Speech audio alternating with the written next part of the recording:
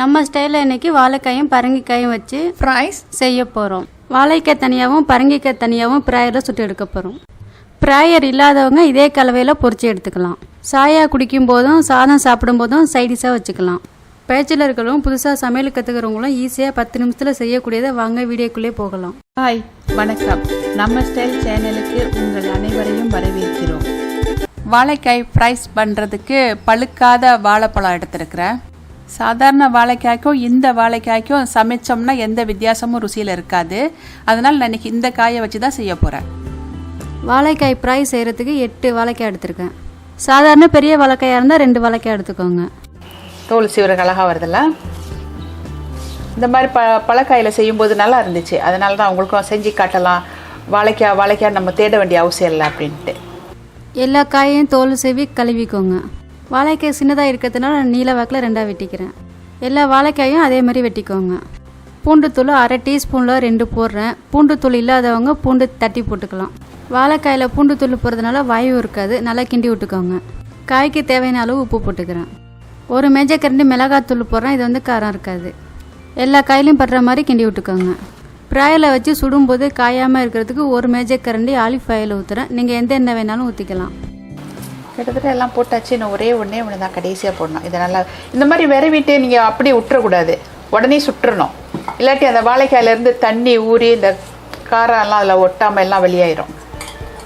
இப்போ எல்லாம் அப்படியே சேர்ந்து போய் நல்லாயிருக்கும். அந்த பூண்டு அந்த எல்லாமே அதில் விரவி நல்லா இருக்குதுல்ல. இந்த மாதிரி சமயத்தில் விரவுனதும் உடனே நீங்கள் வச்சிடணும். கலந்த உடனே 1 மேஜைக்கரண்டி சோள மாவு நல்லா கலந்தவுடன் ப்ராயரில் 180 டிகிரியில் 8லேருந்து 10 நிமிடம் வேக வைக்கவும். காய் சைஸை பொறுத்து உங்களுடைய ப்ராயருக்கு தக்க கூடவோ குறையவோ டைம் வச்சுக்கோங்க. வாழைக்காய் ப்ராயர்லேருந்து ஓடிட்டுருக்கு.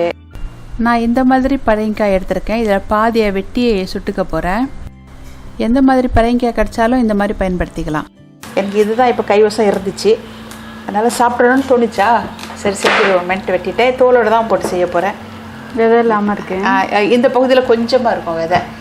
இதை மட்டும் போட்டு செய்வோமே. கொஞ்சமாக தேவைப்படுமோ உடனே போட்டு செஞ்சுக்கலாம். இது ரொம்ப செஞ்சு வைக்கணும்னு அவசியம் இல்லை. நான் கழுவி தான் வச்சுருக்கிறேன். இப்படியே வெட்டி வைக்கிறேன். நல்லா இருக்கலாம். மொத்தமாக இருக்க பையன் நீல வாக்கில் துண்டாக வெட்டிக்கோங்க.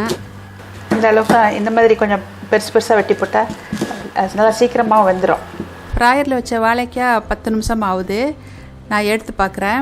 நல்லா வெந்துருச்சு. வேறு தட்டைக்கு மாற்றிக்கிறேன். இந்த ஃப்ராயர் இல்லாட்டி நீங்கள் பொரிச்சிக்கலாம். இதே ரெசிப்பியில் பொரிச்சாலும் நல்லா தான் இருக்கும்.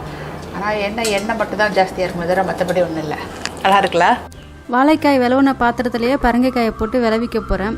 ஒரு ப்ராயருக்கு தக்க கலந்துக்க போகிறேன். மொத்தமாக விளவி வச்சா தண்ணி விட்டு போகும். ப்ரோன் சீனி 1/2 டீஸ்பூனில் 2 போடுறேன்.